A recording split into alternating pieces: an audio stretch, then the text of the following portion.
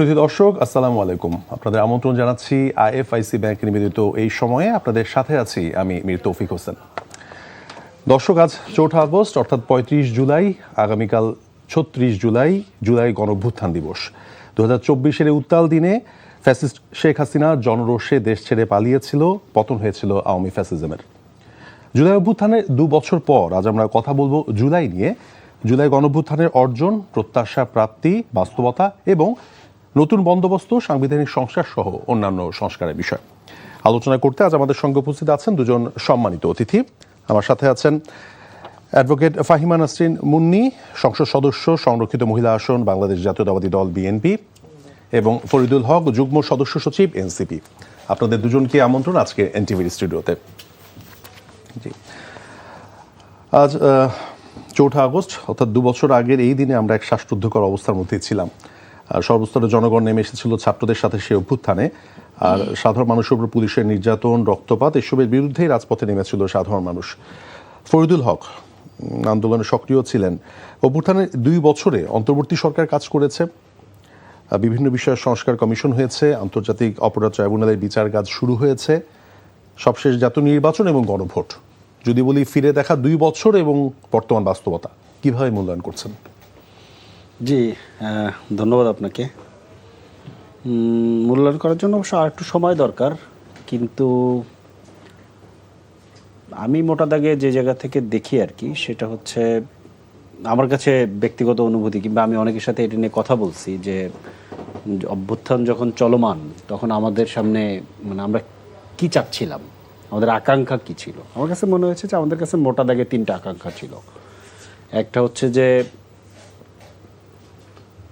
যে ফ্যাসিস্ট শক্তি আমাদের উপরে চেপে বসেছিল, সে ফ্যাসিস্ট শক্তির পতন যেটা হয়েছে, আমরা উইন করেছি, একটা প্রাথমিক মানে এই বিজয়টা আমরা অর্জন করেছি। দ্বিতীয়ত হচ্ছে একটা আধিপত্যবাদী শক্তি, যেটা ফ্যাসিস্ট শক্তির পেছনের থেকে এই দীর্ঘ সময় এই ফ্যাসিস্ট শক্তিকে এখানে আমাদের ঘাড়ের উপরে চাপিয়ে রেখেছিল, এবং এদেরকে দিয়ে যত প্রকার জুলুম নির্যাতন করানো সম্ভব সেটা করানো এবং এটাকে জায়েজ করা, সেটা তারা করেছে। সো এই আধিপত্যবাদী শক্তির বিরুদ্ধে আমাদের একটা লড়াই ছিল, প্যারালাল লড়াই এটা। সেখানেও আমরা আপাত ধরেন বিজয় অর্জন করেছি। বাংলাদেশের মানুষের স্বাধীনতা কিংবা মুক্তির আকাঙ্ক্ষা, সার্বভৌমত্বের যে কি বলে স্পিরিট, এবং সার্বভৌমত্বকে আলাদাভাবে দেখতে পারার যে কি মানে দেখতে পারা, এইটার যে উলম্ফন ঘটেছে গত 2 বছরে, সেটা বিরাট বড় অর্জন আমি বলবো আর কি। 3 নম্বর আমাদের একটা আকাঙ্ক্ষা ছিল, সেটা হচ্ছে যে ফ্যাসিবাদী ব্যবস্থার বিলোপ, যেটা আমাদের 1 দফার ঘোষণার মধ্যে এসেছিল, ফ্যাসিবাদী ব্যবস্থার বিলোপ। কারণ আমরা এইটা আমাদের কি বলে যে দীর্ঘ জুলুমের মধ্য দিয়ে আমরা এইটা শিখতে পারছি যে এইরকম একটা ফ্যাসিবাদী ব্যবস্থা থাকলেই তখন এই ব্যবস্থাকে ব্যবহার করে ফ্যাসিস্ট হয়ে ওঠা সম্ভব হয়। এই ব্যবস্থাকে ব্যবহার করে আপনার ট্যাক্সের পয়সায় যে সমস্ত রাষ্ট্রীয় বাহিনী কি বলে লালন পালন করা হয়, তাদেরকে ব্যবহার করে আপনার উপরে জুলুম করা সম্ভব হয়। এই ব্যবস্থাটা টিকে থাকলে এই ব্যবস্থার উপরে ভর করে এইখানে একটা আধিপত্যবাদী শক্তি এখানে এমন একটা হেজিমনি ক্রিয়েট করতে পারে, সে আপনার রাষ্ট্রের সকল কিছুকে নিয়ন্ত্রণ করতে পারে, প্রায় সকল কিছু। সো ওই ব্যবস্থার বিলোপ লাগবে। 3 নম্বর প্রশ্নে আমাদের কাছে যেটা মনে এখনো আমার কাছে যেটা মনে হয়, এখানে আমাদের লড়াইটা আর অনেক লম্বা। কারণ এই 2টা লড়াইয়ের ক্ষেত্রে যেটা হয়েছিল যে এই 2টা পর্বে যে ফ্যাসিস্ট শক্তি এইটা আমাদের উপরে জুলুম করতেছে, এটা মানুষের সামনে দৃশ্যমান ছিল। এই জুলুমের আমরা নিজেরা শিকার, এবং জুলুম যেটা হয় যে আমার উপরে জুলুম হলে আপনি যদি আমার পাশে থাকেন, আপনার ভেতরে এটা সংক্রমিত হয়, তখন আপনিও নিজেকে মজলুম ফিল করেন। তো ওই জায়গাটার মধ্য থেকে ধরেন এটা আমাদের জন্য চিহ্নিত ছিল, এটা আমাদের জন্য সহজ ছিল। আধিপত্যবাদী শক্তিরও যে জুলুমটা, সেটাও আমাদের সামনে চিহ্নিত। ধরেন শত শত বর্ডার কিলিং হয়েছে, আমাদের নদীর পানিগুলোকে আটকে দিয়েছে। তো আমাদের কৃষি প্রধান দেশ, আমাদের কৃষকরা জানতেছে যে এই নদীর পানি না আসার কারণে আমি আমার ফসল ফলাইতে পারতেছি না, এবং অকাল বন্যা হচ্ছে, এই বন্যাতে তার ফসল ভেসে যাচ্ছে। এগুলো আমাদের সাথে ডিরেক্ট কানেক্টেড ছিল। সো এই কারণে দেখবেন যে এখন বর্ডারে পুশিন হইলে আমাদের কৃষকরা কিংবা একদম গ্রামের সাধারণ মানুষরা বিজেপির পাশে যে দাঁড়াচ্ছে। এটা তো একটা সার্বভৌমত্বের যে আকাঙ্ক্ষা মানুষের মধ্যে নিজের ভূখণ্ডকে টিকিয়ে রাখার জন্য, সেটার একটা ভালো আমরা মানে কি বলে প্রেজেন্টেশন আমরা দেখতে পাচ্ছি। কিন্তু ফ্যাসিবাদী ব্যবস্থাটা যে এইটার সাথে কিভাবে ইন্টারলিঙ্কড, এই আলাপটা বাংলাদেশের সাধারণ মানুষের কাছে এসেছে আসলে বলা চলে গণ অভ্যুত্থানের মধ্য দিয়ে। এর আগে ধরেন পলিটিক্যাল সার্কেলে, এলিট সার্কেলে এটা নিয়ে একটা আলাপ আলোচনা ছিল, বিশেষত ধরেন শহর কেন্দ্রিক, কিন্তু একদম গ্রাম পর্যায়ে এই আলাপটা আমার কাছে যেটা মনে হয়েছে যে ব্যাপকভাবে ছিল না। সো এটার মধ্য দিয়ে যেটা হয়েছে, এটা ব্যাপকভাবে মানুষের কাছে গেছে, প্রতিনিয়তই যাচ্ছে, মানুষ প্রতিনিয়তই বুঝতে পারতেছে যে আবার কেন যেন মানুষের কাছে প্রতিনিয়ত মনে হচ্ছে, আচ্ছা আবার তো আগের মতো চলে গেলাম, আবার তো আগের মতো হয়ে যাচ্ছে সব, আবার তো সব আগের মতো হয়ে যাচ্ছে। এই যে মানে মানুষের যে ধারণাটা, এই ধারণার মধ্য দিয়ে যে মানে এই যে মানে ফিলিংটা, এই ফিলিংটার মধ্য দিয়ে এই ব্যবস্থা বিলোপের প্রশ্নটা আরও সামনে বেশি আসবে, কিন্তু এইটা একটু টাইম লাগতেছে। যদি আমাদের এখানকার পলিটিক্যাল এস্টাবলিশমেন্ট, আমাদের যারা এলিট ক্লাস, যারা আসলে এই জিনিসগুলোকে নিয়ন্ত্রণ করে, যারা এটাকে টিকিয়ে রাখতে চায়, ওনারা যদি একটু উদার হতেন, একটু আন্তরিক হতেন, মানুষের প্রতি তাদের ধরেন ওই মমতা, ওই সহমর্মিতা থাকতো, তাহলে হয়তো এটা একটু কম সময় লাগতো। কিন্তু আমরা দেখতে পাইছি যে মোটা দাগে প্রায় সবাই এটার বিপক্ষে দাঁড়াইছে। কিভাবে এটাকে মিসমার করে দেওয়া যায়, ধরেন সংস্কার, কখনো কখনো আপনার কাছে মনে হবে সংস্কারের কথা বললে এটা মনে হয় একটা ক্রাইম করতেছে, অথচ সংস্কার কিন্তু একটা পজিটিভ টার্ম। আমরা গণঅভ্যুত্থানের মধ্যে দিয়ে রক্ত দিয়ে আমরা সংস্কার করতে চাইছি, কিন্তু এটাকে ক্রাইম মনে হয়। বিপ্লবের কথা বললে তো কথাই নেই, বিপ্লব করতে চাই কত বড় সাহস, কিন্তু সারা পৃথিবীতে বিপ্লব কিন্তু একটা পজিটিভ জিনিস, কিন্তু আমাদের এখানে এটা করা হয়েছে খুব কৌশলে। তো সেই জায়গা থেকে ওই লড়াইটা আমাদের জন্য আরো লম্বা হয়েছে। কিন্তু এর মধ্যে দিয়ে যেটা হয়েছে, আমি এতটুকু বুঝতে পারি যে ওই যে লড়াইটা, এই লড়াইটার জন্য আমাদের স্পেস অনেক ক্রিয়েট হয়েছে। হ্যাঁ, এখানে ধরেন একটা চেষ্টা আছে যে আবার আপনাকে ধরেন মেরে পিটে পেছনের জায়গায় নিয়ে যাওয়ার একটা চেষ্টা ধরেন আছে, যেটার অলরেডি আমরা গত অন্তত এক সপ্তাহে আমরা অনেকগুলো দেখেছি, আমরা কি বলে ডেমনস্ট্রেশন দেখেছি, আজকেও লাগাতারভাবে এই ডেমনস্ট্রেশন হয়েছে। কিন্তু এইটা করতে পারা, আবার ওই জায়গায় বাংলাদেশকে নিয়ে যেতে পারা, এটা যারা নিতে চাইবে তাদের জন্য অনেক কঠিন। কারণ বাংলাদেশের যে তরুণ সমাজ, বাংলাদেশের যে ছাত্র জনতা, যেই মানে একবার মানুষ শিকল ছিঁড়ে ফেললে তাকে আবার শিকলের মধ্যে ভরা, এটা খুব ডিফিকাল্ট। মানুষ তো আসলে শিকল ছিঁড়ে মুক্তির যে আনন্দ, সেই আনন্দ তো মানুষ মুক্তির স্বাদ পেয়েছে, সেক্ষেত্রে আকাঙ্ক্ষা, এটা ধরেন 10 বছর পরে যদি হইতো, তাহলে যেটা হইতো, তাহলে এটা অনেক ইজি হইতো, কারণ জিনিসটা মিয়ে যাইতো। যারা মুক্তির আকাঙ্ক্ষাটা তৈরি করার জন্য সামনে থেকে যারা নেতৃত্ব দিয়েছে, তারা হয়তোবা তাদের ধরেন এখন আমি যেরকম 10 বছর পরে আমার বয়সে সেই তেজ তো থাকবে না, আমার থেকে আরো ছোট যারা আছে তাদেরও তেজ কমবে, কিন্তু এখন আমাকে ধরেন ফারাক তৈরি হবে। হ্যাঁ, এটা ফারাক তৈরি হবে, কিন্তু এখন যদি আবার আমাকে আপনি শেকলে বন্দি করতে চান, এটা করাটা কঠিন। জি, ফাহিম আপা, আমি যেহেতু বলেছিলাম যে 2 বছরের মধ্যে 2 বছরের পূর্তি আমাদের আগামীকাল, আসলে যে সময়ে দেখেছিলাম আমরা জুলাই বিপ্লব নিয়ে যে সময় আন্দোলনটা হয়েছিল, যে রক্তপাত দেখেছি, ছাত্র জনতার সাথে বৈষম্য বিরোধী আন্দোলনের সাথে সাধারণ জনতা একাত্ম হয়ে গিয়েছিল, আমরা সবাই ছিলাম সেখানে। কিন্তু 2 বছর পরে আজকে গত 1-1.5 সপ্তাহে বিভিন্ন জুলাই বিপ্লবের বিভিন্ন অনুষ্ঠান হচ্ছে, যেহেতু আগামীকাল রাষ্ট্রভাবে উদযাপিত হবে, বিভিন্ন আয়োজন দেখতে পাচ্ছি, সেখানে মানুষের কিন্তু সেরকম কোনো সাড়া দেখা যাচ্ছে না, নাম্বার 1। দ্বিতীয়ত হচ্ছে শহীদ পরিবার এবং সাধারণ মানুষের বিভিন্ন অনুষ্ঠানে, বিভিন্ন পর্যায়ে, বিভিন্ন রাজনৈতিক দল বিভিন্ন প্রেক্ষাপটে বিভিন্ন প্ল্যাটফর্মে আয়োজন করছে, তাদের একটা ক্ষোভ ঝাড়ছেন, যে অতিথি থাকছে তাদের ক্ষেত্রে বিভিন্ন ধরনের ক্ষোভ ছাড়ছেন। এই ক্ষোভের বহিঃপ্রকাশটা কেন? আন্দোলন তো হয়েছিল জুলাইকে নিয়ে, এবং জুলাই শহীদ যারা হয়েছেন, জুলাই যারা সাফারার ছিলেন, শহীদ পরিবারদের অর্জনটা সবচেয়ে বেশি থাকবে। এখনই যদি 2 বছরের মাথায় এরকম বিভিন্ন ক্ষোভ দেখি, এই সামরিক বিষয়টা কীভাবে মূল্যায়ন করছেন? আপনাকে ধন্যবাদ, এবং সেই সাথে আমার সহ আলোচক যিনি আছেন। দেখেন, আমাদের দেশের মানুষ স্বাধীনতা প্রিয়, গণতন্ত্রকামী। সেই মানুষদেরকে 5ই আগস্টের যেই দিনটা 2 বছর আগে 2024-এর আমরা কথা বলছি, সেই দিনটা খুব আনন্দের একটা দিন ছিল, কিন্তু তার আগের 36 দিন, তারও আগের যে 17 বছর, প্রতিটা দিন বিভীষিকা ছিল বাংলাদেশের মানুষের কাছে।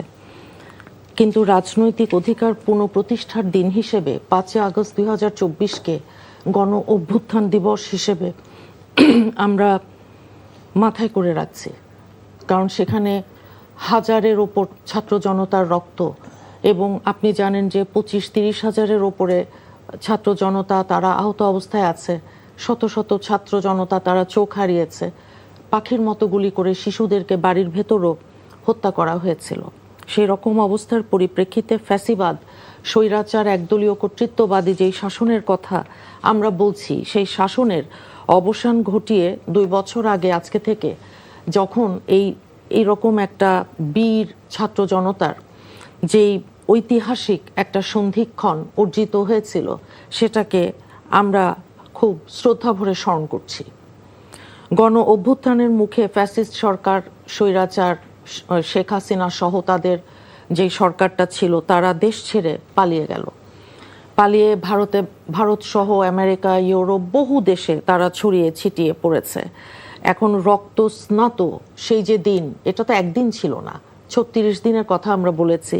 এবং তার আগে জুলাইয়ের গণ অভ্যুত্থান দিবস হিসেবে এই 5ই আগস্টকে আমরা জাতীয়ভাবে উদযাপন করবার সমস্ত রকম যা যা কিছু করা যায় সাধারণ মানুষের কাছে আমরা নিয়ে যেতে চাই।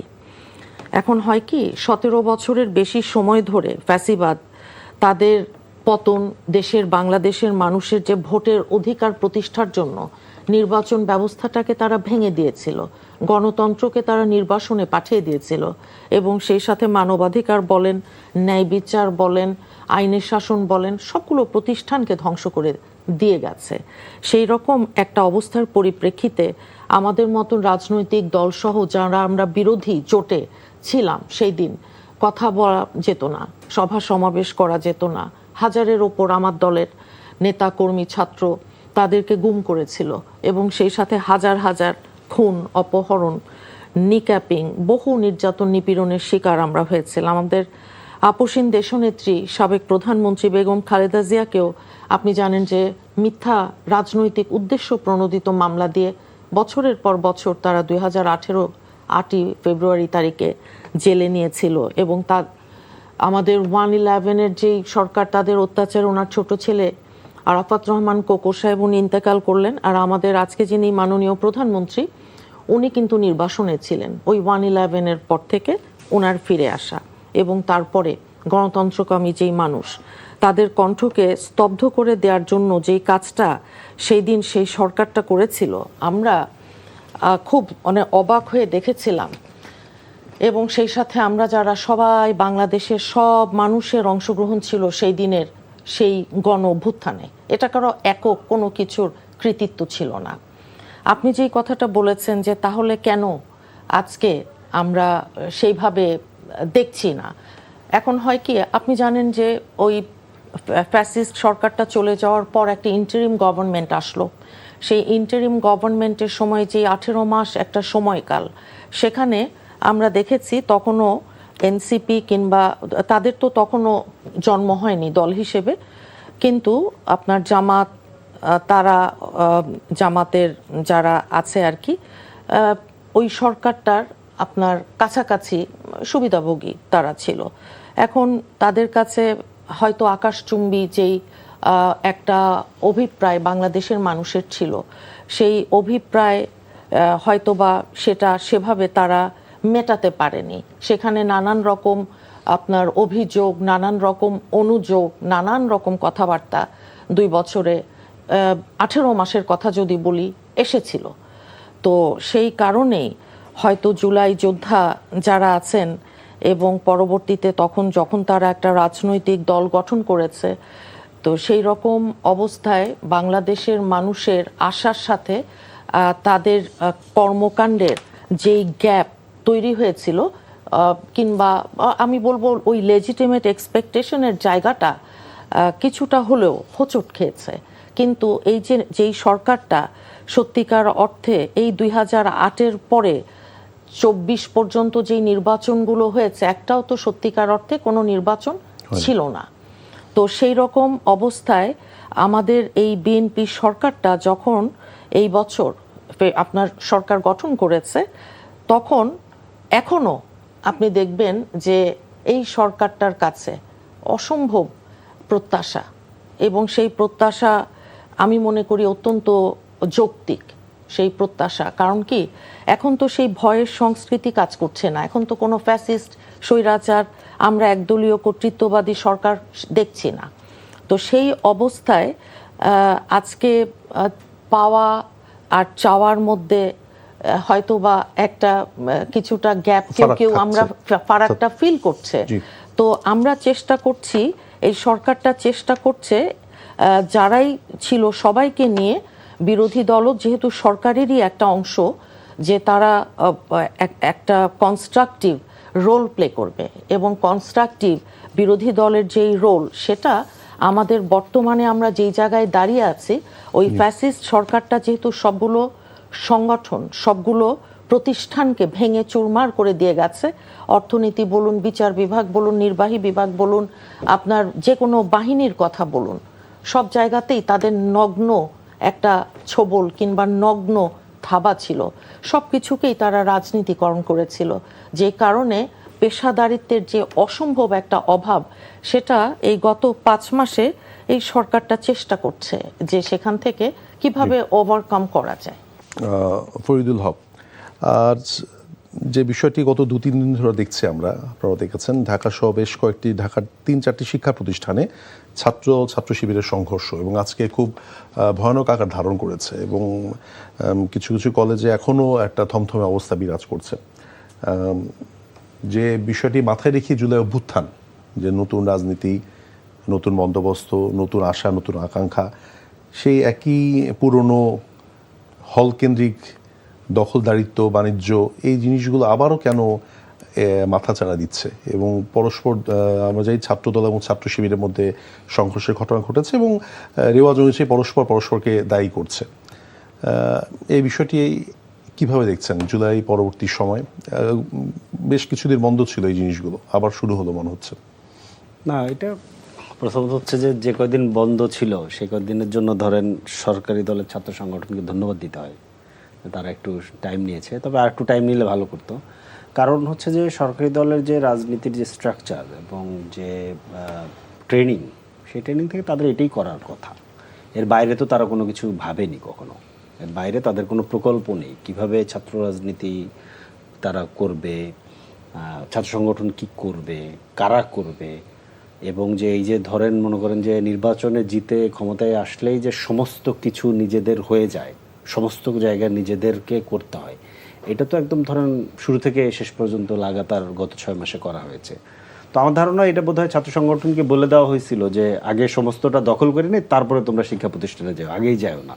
এই জন্য যেহেতু প্রায় সব দখল করা হয়ে গেছে, বোধহয় না আর কোনো কিছু বাকি আছে, এই জন্য বোধহয় এখন মানে সংগঠন এটা শুরু করছে। আমরা গত কয়েকদিনে ছাত্র সংগঠন মানে ছাত্র দলের বিশেষ করে যা দেখলাম, এটা তো বাংলাদেশের জন্য নতুন কিছু না। আমরা এর আগেও হেলমেট পরে ছাত্রলীগকে লাঠি হাতে দৌড়াইতে দেখছি, আজকেও ধরেন দেখতেছি। এবং ছাত্রদলের মানে ছাত্রদল না, মানে বিএনপি কিংবা ছাত্রদল যুবদলের সবচেয়ে স্টার দখলবাজি এবং ধরেন এই ধরনের সংঘর্ষের নেতৃত্বে যে স্টার রবিউল ইসলাম নয়ন, তাকে আজকে হেলমেট পরে দেখা গেছে। সো এইটা ধরেন এটা মানে কি বলে যে সব মিলিয়ে তারা অল আউট ইয়েতে গেছে। এগুলো আওয়ামী লীগও 2009 সালে এটা করেছিল। হ্যাঁ, তো সম্ভবত বিএনপি ভাবতেছে যে আমরা হয়তো 10-15 বছর ক্ষমতায় থাকবো, যেহেতু আওয়ামী লীগ নাই।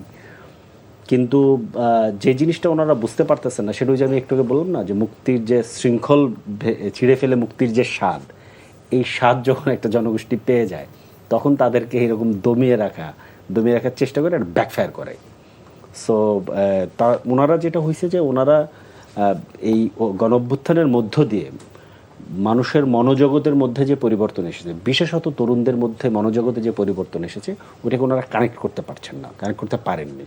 ওনারা একটা আলাদা জগতে থাকে। দেখবেন যে আমাদের পলিটিক্যাল যে ক্লাস, বিশেষত লিডাররা, এরা একটা আলাদা জগতে থাকেন, তাদের সাথে সাধারণ মানুষের সাথে সম্পর্ক কিন্তু খুব কম। পাশাপাশি তাদের যে ধরেন এই যে ক্লায়েন্ট প্যাক্টন ইকোনমির যে ধরেন বিরাট কর্মী বাহিনী, ধরেন চাঁদাবাজি যদি বন্ধ হয়ে যায়, কয়জন লোক ছাত্রদল যুবদল করবে? টেন্ডারবাজি দখলবাজি যদি বন্ধ হয়ে যায়, কয়জন করবে? এই ইয়েগুলো তো আছে। এই যে ধরেন যারা আজকে লাঠি নিয়ে তেড়ে যাচ্ছে, মারতে যাচ্ছে, রামদা নিয়ে নেমে যাচ্ছে, আমাদের একটা ছাত্র সংগঠনের ছেলের চোখ উপড়ে ফেলা হয়েছে, এটা যারা করতেছে তাদের পেছনে মোটিভেশনটা কি? মোটিভেশনটা হচ্ছে এখানে একটা চাঁদাবাজি দখলবাজির একটা বিরাট বাণিজ্য আছে, বিরাট অঙ্কের টাকা এখানে লেনদেন হয় প্রতি বছর। এইটা হচ্ছে মোটিভেশন। এখন ওনারা কেন, ওই যে আমি বললাম না যে ফ্যাসিবাদী ব্যবস্থাটা কেন টিকিয়ে রাখতে চায়, টিকিয়ে রাখতে যারা চায় তাদের নেতৃত্বে তো বিএনপি তো ফ্যাসিবাদী ব্যবস্থাটা টিকিয়ে রাখতে চায়। তো এইটা টিকিয়ে যদি না রাখে তাহলে এই যে ধরেন পলিটিক্যাল ইকোনমিটা, যে ইকোনমিটা এই রাষ্ট্র ব্যবস্থা পয়দা করে, উৎপাদন করে, যে ধরেন আপনার দলের একজন ধরেন জনগণ কর্তৃক প্রত্যাখ্যাত একটা লোক, তাকে আপনি জেলা পরিষদের প্রধান বানায় দিলেন, কিংবা ধরেন একটা প্রতিষ্ঠানের প্রধান বানায় দিলেন, এই যে পাওয়ারটা এইভাবে গ্র্যাব করা যায়, কিংবা ধরেন তাকে একটা ব্যবসা ধরাই দিলেন, তাকে একটা ধরেন বাজারের চাঁদাবাজি ধরাই দিলেন, ওখানে একটা অ্যারেঞ্জমেন্ট করে দিলেন।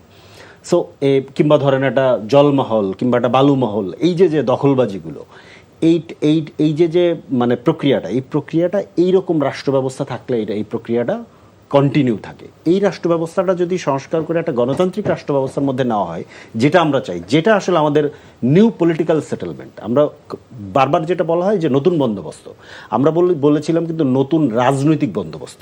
নতুন রাজনৈতিক বন্দোবস্ত মানে হচ্ছে নতুন একটা রাষ্ট্র ব্যবস্থা লাগবে, যেটা আছে এখানে আপনি থেকে এটা করতে পারবেন না। আমরা তো ধরেন শেখ হাসিনার যে রাষ্ট্র ব্যবস্থা ছিল সেটার সাথে বর্তমান রাষ্ট্র ব্যবস্থার পার্থক্য কী? পার্থক্য হচ্ছে কিছু ব্যক্তি পরিবর্তন হয়েছে। শেখ হাসিনার জায়গায় তারেক রহমান প্রধানমন্ত্রী হয়েছেন, ধরেন আরেকজন স্পিকার হয়েছেন, নতুন একজন রাষ্ট্রপতি হবেন, এরকম বিভিন্ন প্রতিষ্ঠানের প্রধানগুলো হবে, এই তো। এছাড়া পার্থক্য কি? কিন্তু এই রাষ্ট্রটা কিভাবে চলবে, এটার নিয়ম কানুন, আইন কানুন, সিস্টেম, জবাবদিহিতা, হ্যাঁ, এই নিয়োগ প্রক্রিয়া, এরকম অনেকগুলো বিষয় আছে যেগুলো নিয়ে আমরা কিন্তু নানান পর্যায়ে কথা বলেছি। কথা বলতে গিয়ে ধরেন এখানে ওই যে বললাম বিপ্লব ধরে নিয়ে হয়ে গেছে, যেমন ধরেন আজকেই তো বোধহয় আজকে মির্জা ফখরুল ইসলাম সাহেবের একটা লম্বা সাক্ষাৎকার বেরিয়েছে না প্রথম আলোতে, তো এখানে দেখলাম উনি খুব কি বলে যে এক ধরনের অভিযোগ করলেন আমাদের একজন নেতার বিরুদ্ধে, নাসিরুদ্দিন পাটোয়ারির বিরুদ্ধে। নাসিরুদ্দিন পাটোয়ারি ওনার কাছে যে বলছে যে নতুন রিপাবলিক করতে হবে, সেকেন্ড রিপাবলিক করতে হবে, নতুন সংবিধান লাগবে। তো এইটা বলা নাকি ফ্যাসিবাদী কথা বলা। উনি কিন্তু আমাদের বয়সের থেকে অনেকে, আমার বয়সের থেকে ওনার রাজনীতির বয়স বেশি, কিন্তু আপনি একটা কি বলে একটা করাপ্টেড জুলুমবাজ একটা ধরেন ফ্যাসিবাদী রাষ্ট্র ব্যবস্থা এখানে প্রতিষ্ঠা হয়েছে, একটা ফ্যাসিবাদী সংবিধানের অধীনে ধরেন এখানে যে সংবিধান ব্যবহার করে 6 মিনিটে এখানে বাকশাল করে ফেলা যায়, এটা 50 বছর ধরে চলছে। এটা বাতিল করে একটা গণতান্ত্রিক রাষ্ট্র ব্যবস্থা চাওয়া নাকি ফ্যাসিবাদী আচরণ, অথচ আমরা একটা বিপ্লব করে ফেলছি। এই যে ব্যাপারটা, এইটার ব্যাপারটা হচ্ছে যে এইটা মানে যে পরিবর্তনটা সমাজের ভেতর থেকে হয়ে গেছে, এই পরিবর্তনটা আমাদের সরকারি দল বুঝতে পারতেছেন না। ওনারা কিন্তু এটা যেটা ওনারা করতে চাচ্ছেন, আওয়ামী লীগও এটা করতে অনেক সময় নিয়েছে, এবং আওয়ামী লীগের যে দক্ষতা এবং যে সক্ষমতা, যে যোগ্যতা, সেই যোগ্যতা তো ধরেন জুলুম করার, ন্যারেটিভ তৈরি করার, জুলুম করার পরে এটার পক্ষে প্রতিনিয়ত ন্যারেটিভ উৎপাদন করার মতো যেরকম কালচারাল এবং ধরেন ইন্টেলেকচুয়াল হেজিমনি দরকার, সেটা যা ছিল আওয়ামী লীগের, এটা তো ধরেন কিয়দাংশ বিএনপির মধ্যে নাই। তো বিএনপি ওটা করতে চাইতেছে। ওটা করতে গেলে যেটা হবে, আমরা যেটা বলি বারবার, যে বিএনপি এটা করতে গেলে বারবার একটা ব্যর্থ আওয়ামী লীগ হবে। আওয়ামী লীগ যেটা সাকসেসফুলি করতে পারে বিএনপি এটা পারে। যেমন ধরেন 15 ফেব্রুয়ারি নির্বাচন আওয়ামী লীগ বিএনপি করতে গিয়ে ফেল করছে, আওয়ামী লীগ 14 সালে নির্বাচন করে ফেলছে। এরকম বহু জিনিস আছে। তো এইটা আসলে বিএনপি করতে গেলে বিএনপি ব্যর্থ একটা ধরেন আওয়ামী লীগ হবে। এইটাকে এবং তাকে এই যে জনতাকে তো ফেস করতে হবে। আপনি খেয়াল করেন এই পুরো ব্যবস্থা বদলের যে লড়াই, এই লড়াইকে তারা ভেস্তে দিল। পাশাপাশি রাষ্ট্র পরিচালনার ক্ষেত্রে খেয়াল করে দেখেন, আপনি আইন শৃঙ্খলার পরিস্থিতি খুবই খারাপ, এইখানে গ্যাসের দাম রেগুলার বাড়তেছে, মূল্যস্ফীতির অবস্থা খারাপ। এর মধ্যে ধরেন করা হচ্ছে, ওই যে বাংলাদেশ ব্যাংকের গভর্নর, তাদের দলীয় লোক, তিনি এসে এখানে সুদের রেট ঠিক করে দিচ্ছেন, যেতে করে আরও মূল্যস্ফীতি বাড়বে। এটা আপনি আসবে কয়েকদিন পরে দেখতে পারেন। ডলারের রেট ঠিক করে দেওয়ার চেষ্টা করা হচ্ছে, যাতে করে আবার রিজার্ভের উপরে চাপ পড়বে। এগুলো সবই করা হচ্ছে দলীয় ব্যবসায়ী এবং দলীয় সুবিধাভোগী যে শ্রেণীগুলো, এই শ্রেণীদেরকে সুবিধা দেওয়ার জন্য। আপনার ধরেন গ্যাসের অবস্থা খারাপ, এখানে জ্বালানি তেলের অবস্থা খারাপ, সব মিলে রাষ্ট্র পরিচালনায় কিন্তু অনেকগুলো জায়গাতে খুব ব্যাড সিগন্যাল আমরা পাচ্ছি। এইগুলো নিয়ে যদি বিরোধী দল এগুলো নিয়ে যাতে কথা বলতে না পারে, এই জন্য বিরোধী দলকে এখন মায়ের উপরে রাখা শুরু হয়েছে। এইটা হয়তোবা চলবে, এরপর হয়তোবা মামলা আসবে, গ্রেফতার হবে, জেলে পাঠানো হবে বিভিন্ন কথাবার্তার ইস্যু ধরেন আমি যে টকশোতে এই কথাগুলো বলতেছি, এটা নিয়ে কেউ একজন ধরেন মামলা করে দিলে আমাকে ধরে নেবে না, তাকে মামলা করা হয়েছে, তাকে ধরতে হবে। এই ধরনের ঘটনা হয়তো বা আসবে। এটা আপনার প্রেডিকশন না, ওইদিকে যাচ্ছে, মর্নিং শোজ দ্য ডে, ওইদিকে যাচ্ছে মর্নিং শোজ দ্য ডে। যে বিষয়টি ফরিদুল হক সাহেব বললেন যে হল দখলের রাজনীতি থেকে আজকে ঢাকার বিভিন্ন শিক্ষা প্রতিষ্ঠানে অস্থিরতা তৈরি হয়েছে, এবং সরকার যেভাবে দমনপীড়ন, এটা এক ধরনের দমনপীড়ন বা হল দখলগুলো সরকারি দল বিরোধী দল অবশ্য পরস্পর দায়ী করছে, ছাত্র শিবির এবং ছাত্রদল, এই অবস্থা শুরু হয়েছে। আর দ্বিতীয়ত অভ্যুত্থান এবং সংস্কার, এই দুটো কিন্তু প্যারালালি চলে এসেছে, কারণ সংস্কারের জন্য অভ্যুত্থান হয়েছিল, অর্থাৎ এই জুলাই আন্দোলনের সাথে সেটা একই সূত্রে গাঁথা। এবং নির্বাচনের পরবর্তী সময় সরকারি বিরোধী দলের মধ্যে শুরু থেকে একটা মতবিরোধ চলছে, যে সরকারের শুরু থেকে বলছে অক্ষরে অক্ষরে আমরা সংস্কারগুলো সম্পন্ন করব, আর বিরোধী দল বলছে হয়তো এটা সম্ভব হবে না, গণভোটের রায়কে সরকার প্রত্যাখ্যান করছে। এই বিরোধী দল এই আশঙ্কাটা কতটুকু সত্য বলে মনে করছেন সরকারি দল থেকে? আর সেটা যদি সরকারি দল করতেই চায়, বর্তমান রাজনীতির যে অস্থিরতা তৈরি হয়েছে, সেক্ষেত্রে সরকারি দল কিভাবে সেটা প্রতিহত করতে পারে? দেখেন, অতীতে স্বৈরাচার ফ্যাসিস্ট সরকারের সময় আমরা যেমনটা দেখেছিলাম, ছাত্রলীগ, যুবলীগ, তারা যারা আজকে বিরোধী দলে আছে, শিবির করছে, কিংবা এনসিপির তারাও, কিংবা অন্যান্য আরও যারা ছাত্রলীগের নেতা ছিল তাদের মধ্যে কেউ কেউ, এবং গুপ্ত অবস্থায় ছিল, যে তারা নিজের পরিচয়, বিএনপি যেমন নিজের পরিচয় আমরা দাঁড়িয়েছিলাম, গুম হয়েছি, খুন হয়েছি, সভা সমাবেশ সবই করেছি, কিন্তু আমরা আওয়ামী লীগের ভেতর ঢুকেছিলাম না, যেটা তাদের বেলায় আছে। আমি সোশ্যাল মিডিয়ায় এবং অন্যান্য কয়েকটা সোশ্যাল মিডিয়ায় আসা যে নিউজ গুলো আছে সেখান থেকে দেখলাম ঢাকা কলেজের ছাত্রদল নেতাকে একজন শিবির নেতা হুমকি দিচ্ছেন, হই হই রই রই ছাত্রদল গেলি কই। এখন শিবির তারা এই ধরনের কথাবার্তা বলা কিংবা উস্কানি দেয়া, এখন ছাত্রদল যদি কিছু বলে তাহলে সেটা সন্ত্রাসী হয়ে গেল, আর তারা বললে সেটা হলো না। বিষয়টা মোটেই সেরকম না। আমি বলি যেটা সত্য, সত্য অনুসন্ধান করতে হবে। আর হচ্ছে কি যে ক্যাম্পাসের বাইরেও ছাত্রদলকে দেখা যাচ্ছে ধাওয়া করেছে বেগম রোকেয়া বিশ্ববিদ্যালয় সহ আরও অন্যান্য যে জায়গাগুলো আছে।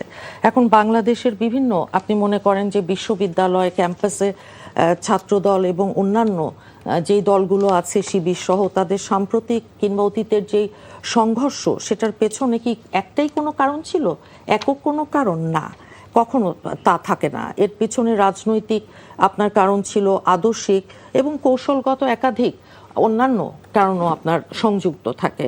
হল ক্যাম্পাসের নিয়ন্ত্রণ, এটা তো বাংলাদেশের যে বিশ্ববিদ্যালয়গুলো আছে, পাবলিক ইউনিভার্সিটি যদি বলি, ক্যাম্পাসে যেমন করে আমরা দেখেছি যে শিবির একক একটা আধিপত্য প্রভাব, কেন তারা তো ফেভারিট ছিল ইন্টারিম আপনার গভর্নমেন্টের, এবং তার সাথে এখন যারা বিরোধী দলে আছে তারাও, এবং প্রভাব বিস্তার করা ছাত্র সংগঠনগুলো অন্যতম প্রধান একটা লক্ষ্য সাধারণত কিন্তু থাকে। এখন হল নিয়ন্ত্রণে তারা রেখেছিল, শিবিরের কথা বলছি, সিট বন্টন বলুন, সাধারণ শিক্ষার্থীদের নিজেদের রাজনৈতিক কার্যক্রমে আপনার যে অংশগ্রহণ করা, সেটাতে বাধা যেমন আওয়ামী লীগ দিয়েছিল, এখন পরবর্তীতে সেই রকম যে অবস্থা এবং তার সাথে প্রশাসনিক যেই নীতিমালাগুলো আছে সেগুলো তো বিভিন্নভাবে প্রভাব বিস্তার করা, সেই বিষয়গুলো আছে। এবং রাজনৈতিক যে পট পরিবর্তন, হ্যাঁ, যেটা হয়েছে, এবং ক্ষমতা হস্তান্তরের সময় ক্যাম্পাসে আপনার যে এক ধরনের, আমি ঢাকা ইউনিভার্সিটির ক্যাম্পাস খুব পরিচিত আর কি আমার, তো ফ্যাসিস্ট, আরেকটা ফ্যাসিস্ট মানে এরশাদের ওই বিরোধী আন্দোলনের সময় আমরা ছিলাম, তো ওই সময় ক্যাম্পাসে যে এক ধরনের আপনার শূন্যতা তৈরি হয়, সেটা পূরণ করতে আপনার দুটো দলের মুখোমুখি একটা অবস্থান কখনো কখনো আপনার তৈরি হতে পারে। সেখানে হ্যাঁ, বিভিন্ন স্বার্থের সংঘাত সহ আপনার অন্যান্য যে বিষয়গুলো থাকে সেগুলোর সাথেও ক্যাম্পাসে আপনার বিশ্ববিদ্যালয়ে আপনার ক্যান্টিন থাকে, ক্যাম্পাস সংলগ্ন এলাকায় আরও বিভিন্ন যেই ইয়েগুলো থাকে, সেখানে দীর্ঘদিনের আপনার আদর্শিক এবং মনস্তাত্ত্বিক যেই দ্বন্দ্ব, সেগুলোই আপনার একটা অবস্থান, ভিন্ন অবস্থানের যেই কারণ, সেটার কারণেই আমরা দেখি যে বিভিন্ন বিশ্ববিদ্যালয়, এদের মধ্যে এক ধরনের পারস্পরিক অবিশ্বাস কাজ করে, পারস্পরিক এক ধরনের প্রতিদ্বন্দ্বিতা বিরাজ করে। সেটা ঠিক বিরাজ করে, কারণ আমি আর আপনি এক নই। এখন অতীতে এক দল অন্য দলকে কোণঠাসা করেছে, হ্যাঁ, একটা টাইমে করেছে, একবার ফ্যাসিস্ট আমলে পুরোটা টাইম আওয়ামী লীগ, যুবলীগ তারা করেছে, পরবর্তীতে আবার 18 মাসে তারা আবার সুবিধাজনক অবস্থানে ছিল, জামাত, এখন যারা এনসিপি তারা। তো এগুলো ছাড়াও কর্মী সংগ্রহ কর্মসূচি, আপনার বিভিন্ন যে মূল যে বিষয়গুলো, ক্ষমতার ভারসাম্য বলুন, অর্থনৈতিক এটা হয়তো কখনো একটা ইয়েতে থাকে এবং আদর্শিক আধিপত্য বিস্তার। তবে আমার ভাই কেবলমাত্র ছাত্র দলকে ছাত্র দল, এই সরকারি দল বলে যে কথাগুলো বলেছে, আমি বলি কি, এনসিপির আপনি দেখেছেন যে বেশ কিছুদিন ধরেই আপনার বিভিন্ন জায়গায় গিয়ে যে তারা অসম্ভব বিতর্কিত মন্তব্য করছে আমাদের দলের নেতা, আমাদের একদম প্রধানমন্ত্রী থেকে শুরু করে সামাজিক যোগাযোগ মাধ্যমেও তারা অত্যন্ত আপত্তিকর পোস্টের যেই জোয়ার বইয়ে দিয়েছে, সেই জেরে রাজনৈতিক অঙ্গনে কিন্তু আপনার প্রতিক্রিয়া হয় এবং সেই জেরে অসন্তোষ কিন্তু দেখা দেয়। এখন সেটা শুধু একজনের ঘাড়েই আপনি যত দোষ নন্দঘোষ বলে চাপিয়ে দিবেন সেটা হবে না। এই সব ঘটনার পরিপ্রেক্ষিতেই দলের অভ্যন্তরে তাদের মধ্যেও দেখলাম গাজী সালাউদ্দিন তানভীর নামে একজন, যে আমাদের মাননীয় প্রধানমন্ত্রী তারেক রহমানকে নিয়ে ফেসবুকে অত্যন্ত অবমাননাকর এবং বিতর্কিত মন্তব্য করেছিল যুগ্ম সচিব, সদস্য সচিব, তাকে তার সম্পর্কে আমরা দেখেছি। এখন হয় কি, এনসিপি নেতাদের এইরকম বক্তব্য কিন্তু একটা পুরন ঢাকা কিংবা পল্টন এলাকায়ও আপনার বিক্ষোভ এটা হয়েছে এবং সমাবেশ করেছে ছাত্রদল। এখন বিএনপির পক্ষ থেকে জানানো হয়েছে যে সংসদের ভিতরে দেখেন তাদের সাথে আমাদের ভালো সম্পর্ক। আমি তো সংসদে আছি, এনসিপির তারা আছে না কয়েকজন, ভালো সম্পর্ক, বন্ধুত্বপূর্ণ সম্পর্ক থাকলেও তাদের দলীয় কিছু নেতাকর্মীদের অত্যন্ত দায়িত্বজ্ঞানহীন, রাজনীতিতে অত্যন্ত দায়িত্বজ্ঞানহীন এবং অরুচিকর যে মন্তব্যগুলো তারা করেছে, এতে করে কিন্তু গণতান্ত্রিক পরিবেশ নষ্ট হয়। এবং সেই কারণেই এটার কারণেই মুক্তিযোদ্ধা দল সহ বিভিন্ন সংগঠন তারা কিন্তু আপনার এনসিপি নেতাদের এইরকম আচরণ এবং রাজনৈতিক শিষ্টাচার বহির্ভূত যে বক্তব্য তারা দিয়েছে সেগুলোর তীব্র নিন্দা জানিয়েছে। এখন হয় কি, যে এই যে মূলধারার গণমাধ্যম সহ সামাজিক যে মাধ্যমগুলো আছে সেখানে নেতা কর্মী, পুলিশের যে বাধা, এগুলোর যে বিষয়গুলো এসেছে সেটা নিয়ে আপনারা নিশ্চয়ই দেখেছেন যে ছাত্র শিবিরের যে সদ্য সাবেক সভাপতি, ওনার একটা পোস্ট আছে। উনি বলেছিলেন যে হবিগঞ্জ মৌলভীবাজারে হামলাগুলো খুবই সুপরিকল্পিত বলে মনে হচ্ছে। উদ্দেশ্য যা হতে পারে জুলাই মাসে জামাতকে যতটা সম্ভব আলোচনার বাইরে রাখা এবং এনসিপির প্রতি জনসমর্থন তৈরি করা। Good plan, good move, deep power, এটা বলেছিল সদ্য বিদায়ী যিনি শিবিরের আর কি। তো এই রকম একটা অবস্থায় আমি মনে করি কি শুধু কথার জন্য কথা রাজনীতিতে সেটা খুব আকাঙ্ক্ষিত না। সেটার মধ্যে আপনার তাদের কিছু নেতার বিরুদ্ধে ক্ষমতা প্রভাব খাটিয়ে, এনসিপির কথা বলছি, অনিয়ম আছে, অনিয়মের অভিযোগ আছে এবং নিয়োগ বাণিজ্য, আর্থিক লেনদেন সহ বহু গুরুতর অভিযোগ যেগুলো উঠেছে। আপনি একটু আগে আমাকে প্রথমে যে একটা প্রশ্ন করেছিলেন না, যে যেহেতু জুলাই ওই যে সেটাতে কেন মানুষ কিছুটা হলেও একটা মুখ ফিরিয়ে নিয়েছে, তো এই সব অভিযোগের মধ্যে আপনার দলের যে একটা নেতিবাচক যে একটা ভাবমূর্তি তৈরি হয়, সেদিকে আমি বলবো যে তাদের খেয়াল রাখা আসলে উচিত। ক্ষমতার অপব্যবহার এটা আমরা কেউই আমরা মনে করি না যে এটা করবার কোনো প্রয়োজন আছে। আর অন্যান্য তাদের যে শীর্ষ নেতারা সামাজিক মাধ্যমে যেসব অভিযোগকে ভিত্তিহীন প্রোপাগান্ডা তারা বলেছে, কিন্তু সেই সপক্ষে কোনো সঠিক যুক্তি কিংবা প্রমাণ সেটা তারা প্রমাণ করতে পারেনি। সাংগঠনিক কমিটি, দলীয় স্বচ্ছতা বজায় রাখা, এনসিপির আভ্যন্তরীণ তদন্ত কমিটি গঠন করা, এই বিষয়গুলো তাদের দরকার আছে করবার। আমরা কিন্তু বিএনপি বড় দল, আপনি নিশ্চয়ই জানেন যে আমাদের বড় বড় নেতাদের কোনো কথা যদি এমন হয়েছে যে আউট অফ দ্য লাইন গেছে, তখন তাদেরকে কিন্তু শোকজ করা হয়েছে, সতর্ক করা হয়েছে যে এরকম না বলা বাঞ্ছনীয়, কারণ এটাই রাজনৈতিক শিষ্টাচার। এখন হয় কি, হবিগঞ্জ সহ আপনি দেখেছেন যে দেশের বিভিন্ন রাজনৈতিক কর্মসূচিতে আমি বলবো তা ওনাদের নেতাদের বক্তব্য এবং সফরকে কেন্দ্র করে যেই সমস্ত আলোচনা এবং বিতর্ক তৈরি করেছে, এটা আমি মনে করি যে কোনো রাজনৈতিক শিষ্টাচার, কোনো রাজনৈতিক ভাষা, কোনো গণতান্ত্রিক ভাষা এটার ভিতর পড়ে না। বিভিন্ন সমাবেশে এনসিপির নেতাদের, রাজনৈতিক যেই নেতাদের বক্তব্য, এটা কেবল একটা মানে উত্তাপ আর বিতর্ক আপনি তৈরি করতে চান, তাহলে আপনি দাঁড়িয়ে বলেন না, আপনার যা খুশি আপনি সেটাই বলেন। কিন্তু কোনো পক্ষ যখন তাদের বক্তব্যে আপনার সত্যিকার অর্থেই শীর্ষ নেতাদের মানে ভূমিকা তুলে ধরে, তখন কিন্তু অন্য দলের যেই নেতারা আছে, শীর্ষ নেতারা, অন্য পক্ষ সেটাকে কিন্তু এটা রাজনৈতিক, এটা আমরা শিষ্টাচার বহির্ভূত এবং কুরুচিপূর্ণ সেই কথাই আমরা বলবো। এবং রাজনৈতিক যারা বিশ্লেষক আছেন, আপনারা গণমাধ্যমে যা আছেন, আপনারা দেখেছেন আওয়ামী লীগ কত অত্যাচার আমাদের করেছে 17 বছরে, আমাদের একদম শীর্ষ নেতা সহ। আমরা কিন্তু খারাপ কোনো ভাষা কখনো কোনো দিন আমাদের দেশনেত্রী জীবনে কোনো দিন উচ্চারণ করেনি। আজকে যিনি আমাদের মাননীয় প্রধানমন্ত্রী, কোনো দিন আপনারা বলতে পারবেন না কেউ আমাদের মহাসচিব থেকে শুরু করে না বলেনি। ভাষার ব্যবহারে সংযম রাখাটা রাজনীতির অন্যতম গুরুত্বপূর্ণ একটা বিষয় বলে আমরা শিখে এসেছি। একজন সাধারণ রাজনৈতিক কর্মী হিসেবে এই কথাটাই আমি বলবো। জি, আওয়ামী লীগের ফ্যাসিজম নিয়ে কথা হচ্ছিল, যেহেতু বর্তমানে আওয়ামী লীগের কার্যক্রম নিষিদ্ধ এবং স্বরাষ্ট্রমন্ত্রীও কিছুদিন গতকালই বলেছেন আওয়ামী লীগের মাঠে কিছু করার অনুরোধ নেই। তারপরও সরকার আজকের যে সারাদিনে যে বিভিন্ন প্রোগ্রাম রয়েছে, সরকার বিভিন্নভাবে জুলাই গণঅভ্যুত্থান দিবস উপলক্ষে সারা দেশে ব্যাপক নিরাপত্তা ব্যবস্থা গ্রহণ করেছে। ফরিদুল হক, আপনার কাছে প্রশ্ন, নিষিদ্ধ ঘোষিত সংগঠনের পক্ষ থেকে বিভিন্ন নাশকতার আশঙ্কা প্রকাশ করা হচ্ছে এবং তারা আশঙ্কা করছে, এবং আদৌ কি এ ধরনের কোনো সম্ভাবনা রয়েছে এটা বর্তমান পরিপ্রেক্ষিতে? জি, আমি ওই জায়গাটাতে আসি। এর আগে একটু একটা দুইটা পয়েন্ট একটু না বললেই নয়। সেটা হচ্ছে যে আপা বক্তব্যের ব্যাপারে অনেকগুলো শব্দ ব্যবহার করছেন, অরুচিকর, বিতর্কিত, শিষ্টাচার বহির্ভূত। ধরে নিলাম সবগুলোই ঠিক। আপার যে প্যারামিটার, এই প্যারামিটার অনুযায়ী আমাদের নেতাদের বক্তব্য অরুচিকর, বিতর্কিত, শিষ্টাচার বহির্ভূত। তাহলে কি আমাদের নেতাদের উপরে হামলা করা জায়েজ? আমাদের ছাত্র সংগঠনের ছেলের চোখ উপড়ে ফেলা জায়েজ হয়ে যায়? কখনো না।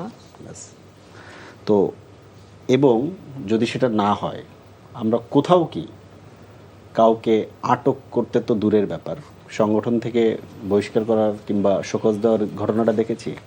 সেদিন আমরা দেখিনি।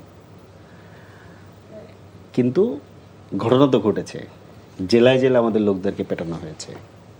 আপনার বিভিন্ন জায়গাতে সমাবেশ করে হুমকি দেওয়া হয়েছে, দেখে নেওয়া হবে, ঢুকতে দেবে না, অবাঞ্ছিত করবে, এই ধরনের কথা কিন্তু বলা হয়েছে। এখন সরকারি দলের জন্য হয়তো ওইটাই গণতন্ত্র, আর বিরোধী দলের জন্য গণতন্ত্র হচ্ছে চুপ করে থাকা এবং সরকারি দলের একটা প্রেসক্রিপশন অনুযায়ী তাদের লিখে দেওয়া ভাষায় বক্তব্য দেওয়া। এছাড়া তাহলে তো আর গণতন্ত্র কোত্থেকে? কিন্তু আমরা তো গণতন্ত্রের হিসাবটা ভিন্ন জানি। আমরা তো আসলে চাঁদাবাজকে চাঁদাবাজ বলি, দখলদারকে দখলদারই বলি। যারা মাদক ব্যবসাকে নিয়ন্ত্রণ করতে পারে না, স্বরাষ্ট্রমন্ত্রীর পদ ধরে রাখে, যার জেলা হচ্ছে মাদকের সাম্রাজ্য, আমরা ধারণা করি যে সে এটার গডফাদার। যদি না হয় বন্ধ করেন। আপনার কাছে সমস্ত রাষ্ট্রীয় ক্ষমতা দেওয়া হয়েছে, আপনার কাছে সমস্ত গোয়েন্দা সংস্থা দেওয়া হয়েছে, সর্বোচ্চ ফ্যাসিলিটিস আপনার কাছে আছে। আপনাকে এটা বন্ধ করার জন্য জনগণ আপনার পেছনে প্রতি বছর লক্ষ লক্ষ কোটি টাকা খরচ করে।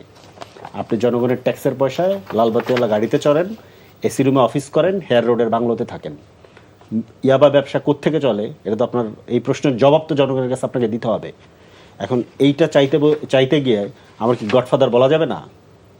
গডফাদার বললে কি আপনি হামলা করবেন, মেরে ফেলবেন? ফেলেন, কোনো অসুবিধা নেই তো। আমাদের সেকেন্ড লাইফ, আমরা প্রত্যেকে সেকেন্ড লাইফ লিড করতেছি।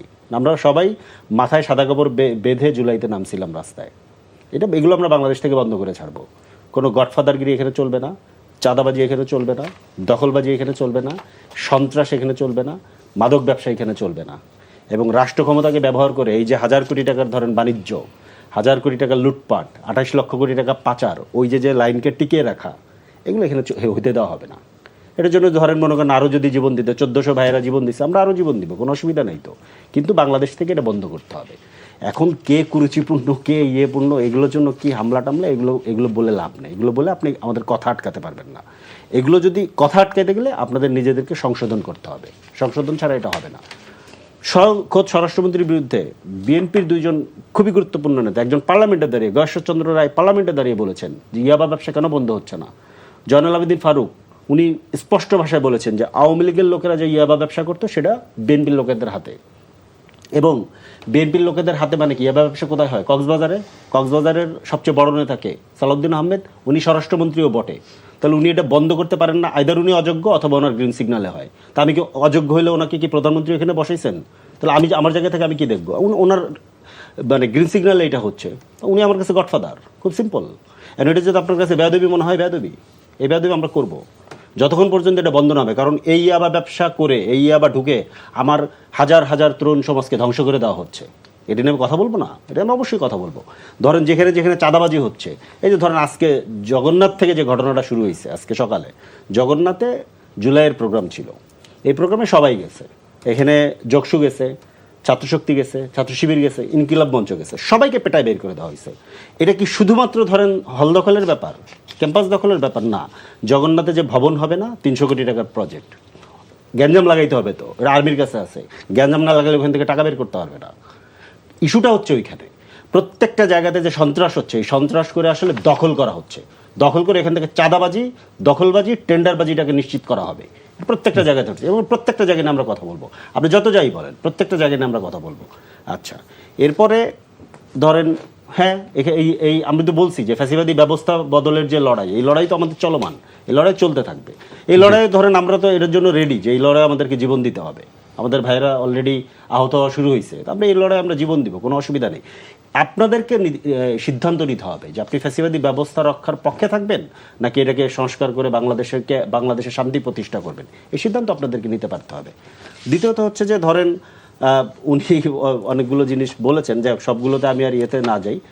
একটা জিনিস আমি ওনাকে বলি, সেটা হচ্ছে যে গাজী সালাউদ্দিন তানভীরের ব্যাপারে উনি যে অভিযোগ করেছেন, এইখানে ধরেন উনি হয়তো এটা জানেন না, সেটা হচ্ছে যে ওনাকে অলরেডি সাময়িক বহিষ্কার করা হয়েছে ওই ফেসবুক পোস্টের কারণে, এবং ওনাকে শোকজ করা হয়েছে।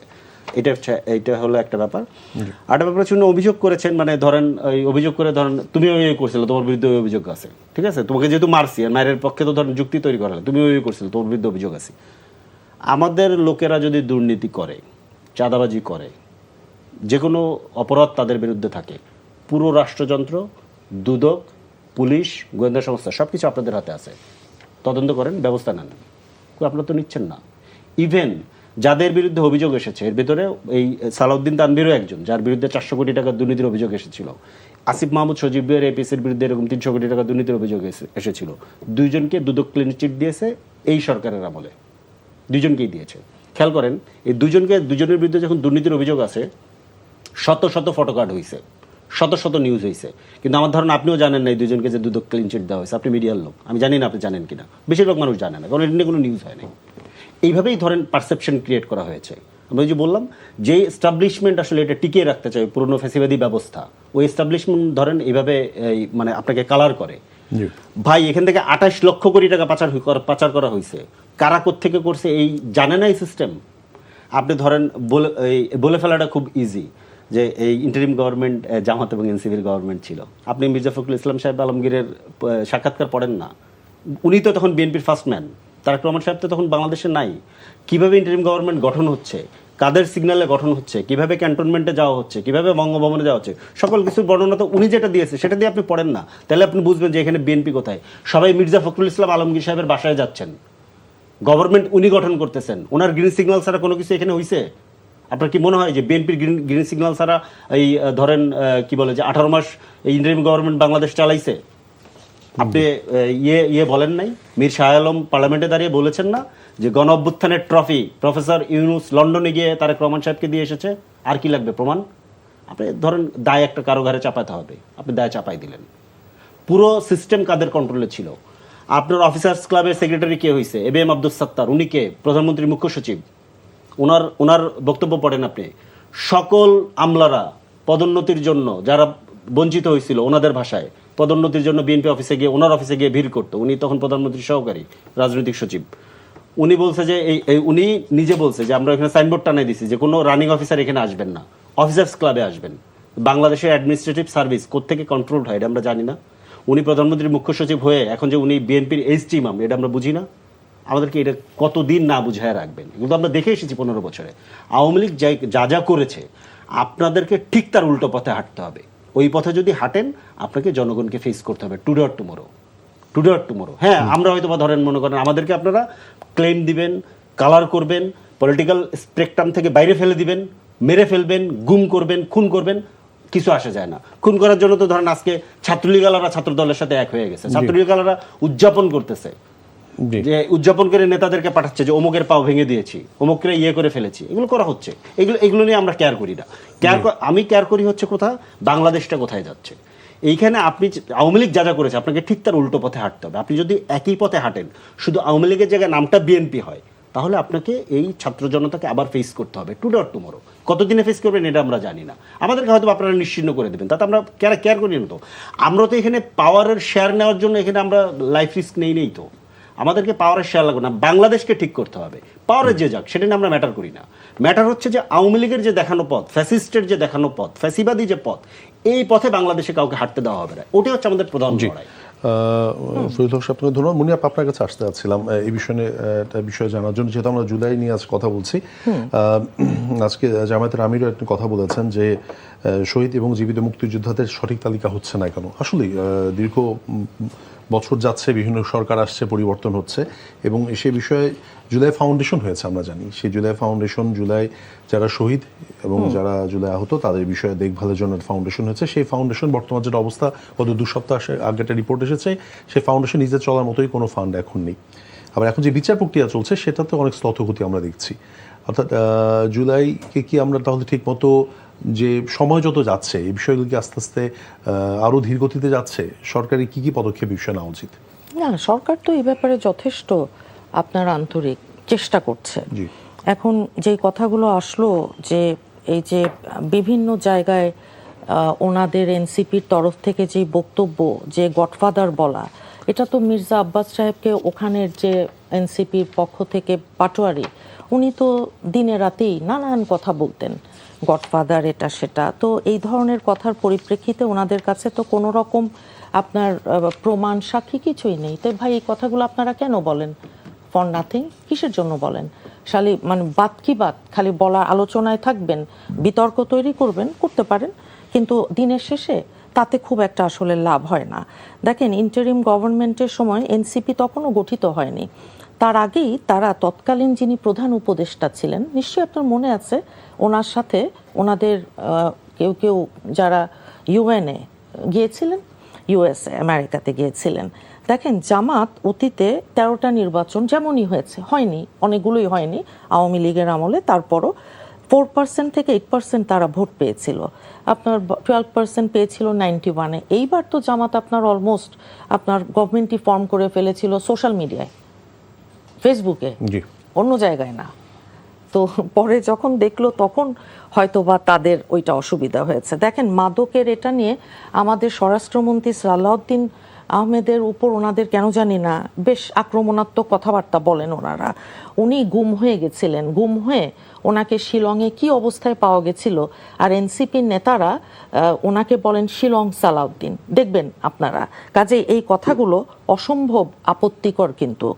আর দেখেন, মাদক বিরোধী অভিযানে বর্তমানে 5 মাসের অল্প কিছুদিনের যেই সরকারটা, ওনারা কিন্তু চেষ্টা করছে যে অনেকগুলো উদ্যোগ আছে যেগুলো আপনি দেখবেন দৃশ্যমান, যে অতীতে আপনি দেখেছেন যেমন ইয়াবা বদি আওয়ামী লীগের সময়, এখন সেই রকম কোনো কথা তো আপনারা বলতে পারবেন না। আপনি যদি থাকে, আপনি সুনির্দিষ্ট তথ্য এবং প্রমাণ নিয়ে হাজির হন এবং জানান, আমি সেটাকে কিন্তু ওয়েলকাম করব।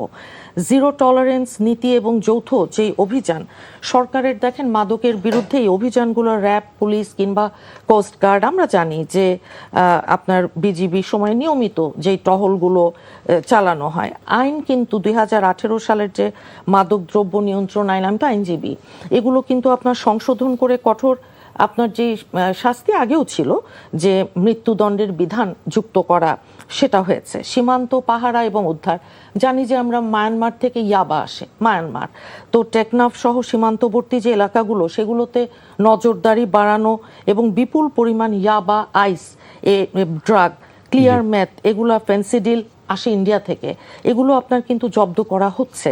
এবং এগুলোর কারণে নিত্য নতুন, ইভেন ডিপ ওয়েব, সোশ্যাল মিডিয়ার যুগে যে মাদক কেনা বেচা হয়, সেই কারণে আপনারা কি দেখেন নাই যে আমাদের স্বরাষ্ট্রমন্ত্রী উনি সংসদের 2য় অধিবেশনে আইনের সংশোধন এনে যুগোপযোগী করেছেন না? যে এখন কেউ যদি ইভেন সোশ্যাল মিডিয়ায় আপনার ড্রাগ কেনা বেচা করলে এটা শাস্তি মৃত্যুদণ্ড।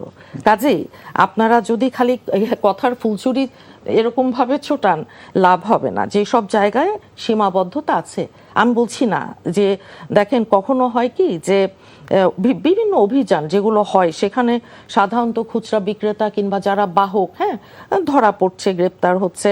আবার দেখবেন যে মিয়ানমার কিংবা ভারতের যে রুটগুলো আছে সীমান্তবর্তী, নতুন নতুন মাদক যেগুলো আসে সেগুলো বন্ধে শতভাগ সফলতা হয়তো না আমাদের আসেনি, সেটা একটা সিস্টেমের বিরুদ্ধে কিন্তু আমরা কাজ করছি। আইন প্রয়োগকারী সংস্থা এবং দুর্নীতির যে বিষয়গুলো আছে, মাঠ পর্যায়ে অসাধু কিছু কর্মকর্তার যেই যোগসাজশ অভিযোগ সাধারণত থাকে, আমরা জানি। আমি শুধু বলছি এখন দেখেন আর দেশে একদম শেষ পর্যায়ে চলে এসেছিলাম। জি, আচ্ছা, আইনগত কঠোরতা, অভিযানের সংখ্যা, এগুলো সবকিছু মিলিয়েই আমার মনে হয় যে মাদক নিয়ন্ত্রণে এই বর্তমান সরকারের যে রাজনৈতিক উইল যেটাকে বলে, সেটার কোনো কমতি আছে বলে আমি মনে করি না। দেখেন ইন্টারিম গভর্নমেন্ট আগের থেকে কিংবা বিভিন্ন সময়ে আমরা এনসিপির তাদের মধ্যে দেখেছি যে বিভিন্ন উপদেষ্টা কিংবা তাদের উপদেষ্টাদের সহকারী তাদের দপ্তর ঘিরে বহু আপনার যে আর্থিক অনিয়ম দুর্নীতির অভিযোগ সামনে এসেছে। আমরা সবাই জানি। এখন রাজনৈতিক প্রতিপক্ষ বিভিন্ন শত শত কোটি টাকার যে আপনার অনিয়মের অভিযোগ উত্থাপিত হয়েছে, সেগুলো আমি মনে করব যে সঠিক তদন্ত হতে হবে এবং সঠিক প্রশাসনিক যেই পদক্ষেপ সেটাও নিতে হবে। সবার বেলায় এটা প্রযোজ্য, এটা আমাদের বেলায় আসলেও আমি বলবো যে এটা নিতে হবে, কারণ এটা সমাজটাকে ঠিক করবার ব্যাপার আছে, সেটা ঠিক। এবং সেই সাথে কিছু ঘটনায় সংশ্লিষ্ট বিভিন্ন আপনারা দেখেছেন ব্যক্তি, তাদেরকে কিন্তু সরিয়ে দেওয়া হয়েছে যাদের বিরুদ্ধে সুনির্দিষ্ট তথ্য এবং প্রমাণ ছিল। বহু কর্মকর্তাদের বিরুদ্ধে তদন্ত শুরু হয়েছে এবং উচ্চ পর্যায়ের কমিটিও গঠিত হয়েছে। কাজেই খামাখা নেতারা তাদের আত্মপক্ষ সমর্থন করবেন, তারা বলবেন অভিযুক্ত যারা যেগুলো ভিত্তিহীন উদ্দেশ্য প্রণোদিত, সেটাই আমরা যাব না। আমরা যাব সত্য অনুসন্ধানের মাধ্যমে, সুনির্দিষ্ট তথ্য এবং প্রমাণ আছে, আইনের মাধ্যমে সেটাকে আপনার খোলাসা হোক। এবং সেই সাথে শেষ করতে হবে একদম শেষ পর্যায়ে চলে এসেছি। একদম শেষ পর্যায়ে আমি বলবো কি, দেখেন আমরা জুলাই গণ অভ্যুত্থান নিয়ে কথা বলছি। গণ অভ্যুত্থানে হাজার হাজার যেই শহীদ এবং সেই সাথে আমার দলের হাজার হাজার যে আপনার গুম খুনের নির্যাতনের শিকার, তাদেরকে আমরা ভুলে যাব না, আমরা মনে রাখবো। এবং সেই সাথে বাংলাদেশে গণতন্ত্র, বাংলাদেশের স্বাধীনতা, সার্বভৌমত্ব মর্যাদার সাথে আমরা কিন্তু দুর্নীতির বিরুদ্ধে অব্যাহত আমাদের সামাজিক প্রতিরোধগুলোকে জারি রাখবো। ধন্যবাদ অ্যাডভোকেট ফাহিমা নাসরিন মুন্নি এবং ফরিদুল হক, আপনাদের দুজনকেই অসংখ্য ধন্যবাদ আজকে আমাদের এনটিভি স্টুডিওতে সময় দেওয়ার জন্য। দর্শক, আমরা অনুষ্ঠানে একদম শেষ পর্যায়ে চলে এসেছি। 24-এর গণঅভ্যুত্থানের মাধ্যমে আমরা নতুন বাংলাদেশ পেয়েছি। এই বাংলাদেশকে এগিয়ে নিতে হবে আমাদের সবাইকে, সবারই সহযোগিতা প্রয়োজন। যে যেখানে আছেন ভালো থাকবেন, নিরাপদে থাকবেন। শুভরাত্রি।